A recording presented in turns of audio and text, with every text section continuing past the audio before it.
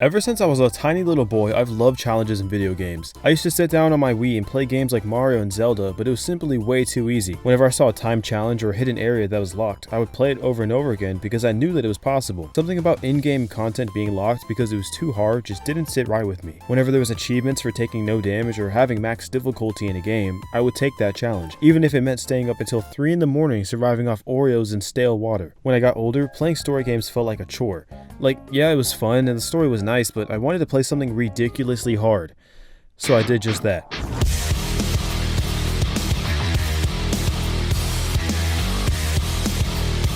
I almost broke my Nintendo Switch getting 200% on every single Cuphead level. I'm pretty sure I cried tears of joy when I beat Celeste, and I used to play FNAF on 2020 mode for fun. I think this strange obsession for a constant challenge in video games came from, I can't believe I'm saying this out loud, Geometry Dash. Geometry Dash to this day is still one of the hardest games I have ever played. I don't know what's in this game, but it's probably cracked. You know that Geometry Dash is hard when you have someone exclaiming and screaming of joy when they verify a level. Verifying a level is essentially when a creator has to beat that level that they made themselves just so other people can play that level officially, which means that most level creators are making levels so hard they can't even beat it. Sometimes they will even pay other people so that they can beat the level for them just because they made the level too damn hard. And if you haven't played Geometry Dash online, let me get this straight. I wasn't talking about the main levels. I'm talking about the most evil, gut-wrenching, impossible, peak human levels that people somehow post on the level forum. When I was a kid playing Geometry Dash on my phone, I used to think that Clutterfunk was the hardest level ever created until I beat it. And then I thought Club Step was the hardest level ever created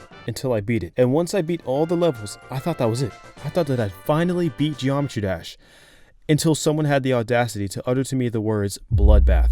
So that's when I discovered the existence of online Geometry Dash levels, and I first played Bloodbath.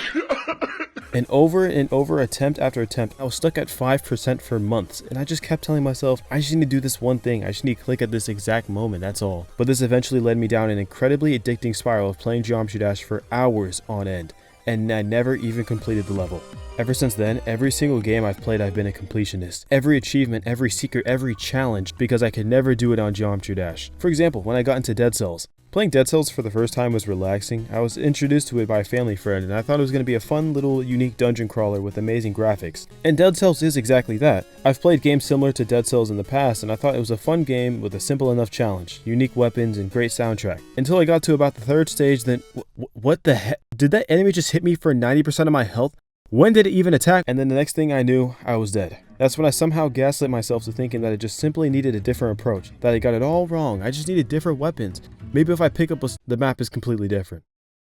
And I died again. It got to a certain point where I realized that it isn't my character who's going to get stronger, it's me. I need to get smarter. And that's how I ended up clocking over 300 hours on Dead Cells. Damn! It's the same pattern for every single difficult game I've played. In Cuphead, once I realized that I could dodge some attacks and maybe there's the slightest possibility I could beat a level without taking any damage, I tried it and it was genuinely fun, also insanely difficult. Terraria has multiple challenges that are extremely difficult to pull off, like the Queen of Light during the daytime, but just the idea of not having an item because a challenge was too hard, again, just doesn't sit right with me. So I played it over and over again until it was finally possible. And once I got said item, I did the whole thing again because I wanted the trophy. And if you haven't played Terraria before, the only way to get trophies from bosses is if you beat them on the highest difficulty, Master Mode, which means bigger arenas, more items, and a tighter strategy. Mentally playing hard games should not be fun for me. I wake up at 6 a.m., go to work, make my fun little latte art coffee, come home, take my monthly shower, then I play a difficult game. Why? Most people will want to sit down and play Stardew Valley or maybe Sims, or even better yet, not play games at all. But for some reason, there's a single neuron in my brain that tells me when I come home from a long day of work, I need to immediately hop on Marvel Rivals and yell at everybody who isn't me. However, I think the biggest elephant in the room,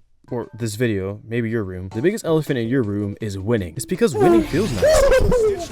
Maybe playing Cuphead for 200 hours didn't feel nice at the time, but now I can go online and tell people, GG easy, this game was cool, I guess I beat it first try. I have Terraria 100% pinned on my Steam account because although I might have cried during the fishing quest, at least I can be proud that I don't have to do that dumb shit again. Playing Doom Eternal on Nightmare sometimes makes me want to pull my hair out, but at least when I beat the level, I feel happy and 3 hours have passed by. Because that's the point, right? Even games that don't have a set difficulty can be hard, like Mortal Kombat. There are some combos that I've spent hours practicing just so I could pull it off one time in an online match, then get disconnected 3 seconds later. But just seeing that combo on my screen performed by me and having someone else quit because I knew that combo is beyond euphoric. I didn't want to talk about Factorio in this video, but here I am talking about it because I haven't even beat the game. There are so many puzzles and literal equations that only a mechanical engineer could solve in this game. There are reviews of Factorio that have over 13,000 hours because they simply want to keep expanding their factory. So when I simply just get a train track to go in a straight line, it's a good day for me. Not every day I come home from work or school or any sort of project feeling good. So I go to video games to find that good feeling, and I'm sure everyone watching this video does. But nothing feels accomplished to me about a game that is supposed to be easy, a cozy game. So when I finally connect that train track without searching up a whole tutorial online, I feel like I finally got something done that isn't related to my future and how much money is in my bank account.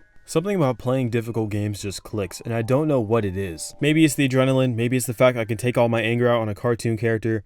Whatever it is, it's the best thing ever.